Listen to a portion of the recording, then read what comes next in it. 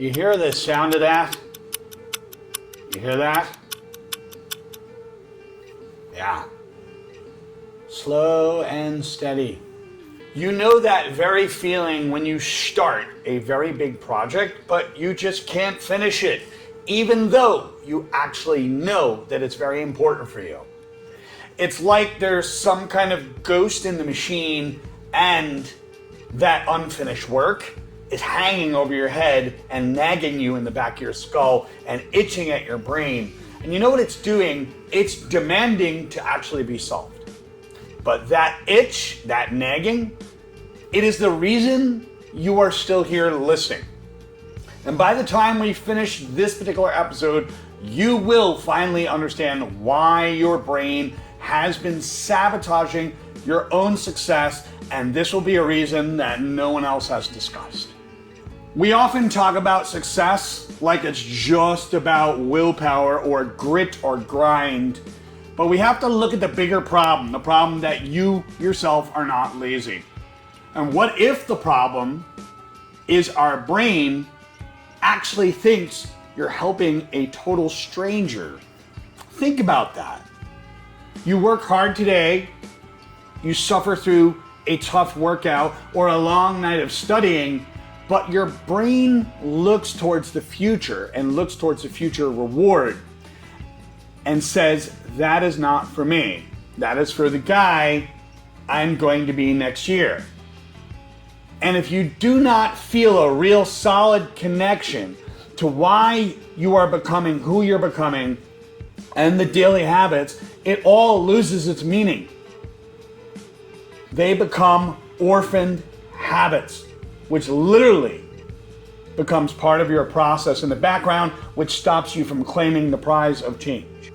Your brain is basically a machine, albeit an organic one, and it needs to know who is in charge. It needs a stable concept of self in order to keep the reward center working. So if you see yourself as just a collection of random thoughts or changing moods, changing emotions, swaying in the wind, then guess what? That very connection, that bridge between your hard work today and your victory tomorrow falls apart like a house of cards.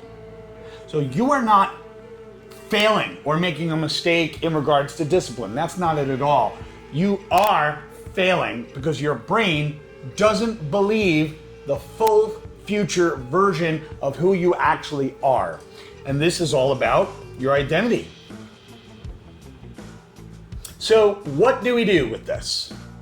We do have to connect to our identity. And first, you need to tell your brain exactly who you are right now. Self-acceptance is valuable to move you forward, because if you're struggling through a task and you don't accept yourself, and you have to consciously link the pain to success that's coming, you're gonna feel like you're doing the work for yourself, but not another version of who you actually could be. Second, you have to look at all of the confusion, all of the aspects that are clashing inside of you. What you actually care about. When your values aren't really connected to your habits, you're going to have a hard time maintaining them, and it creates a disconnect. We call it the orphan habits, the orphans of your goals.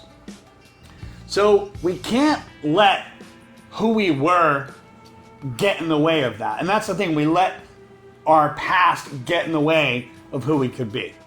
And finally, you must build that connection, that bridge across time. We need to use our imagination and picture ourselves in 24 hours, in 30 days, in 5 years. And we need to see that version B of who you are, doing the actual work, getting the actual reward. And when you do this, the good news is success is no longer this big fat chore. It's not about that. It's about treating yourself as a gift, that you are really designing your life going forward. And it's time that you start acting like you're the owner of the life and having that self-mastery and self-leadership. So you now have that very key to stop the cycle, because what tends to happen is people abandon who they are. They abandon their ownership of their goals. We have to own our identity, own our habits, and guess what? You get to own your future. And that's not a commercial. But this is the Voices of Victory. I'll catch you in the next one. Take care.